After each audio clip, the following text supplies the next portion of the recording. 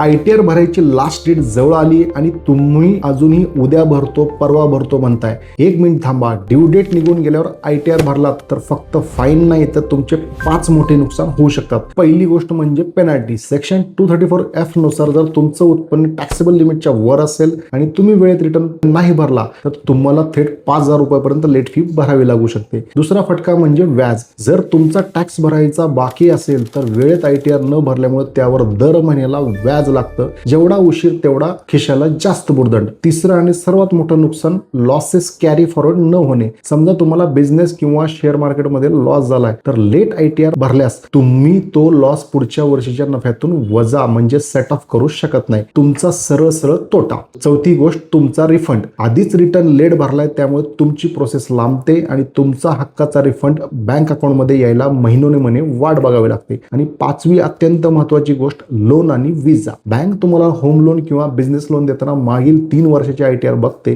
तुमची लेट फायलिंगची सवय बघून तुमचा फायनान्शियल ट्रॅक रेकॉर्ड खराब दिसतो आणि लोन रिजेक्ट होऊ शकतं. त्यामुळे लक्षात ठेवा ITR भरणं ही फक्त ड्युटी नाही तर ती तुमची फायनान्शियल आयडेंटिटी आहे. लास्ट डेटची वाट बघू नका. लगेच आपला ITR फाईल करून घ्या. हा व्हिडिओ तुमच्या मित्रांना शेअर करून त्यांनाही जागे करा आणि अर्थसेतूला फॉलो नक्की करा. धन्यवाद.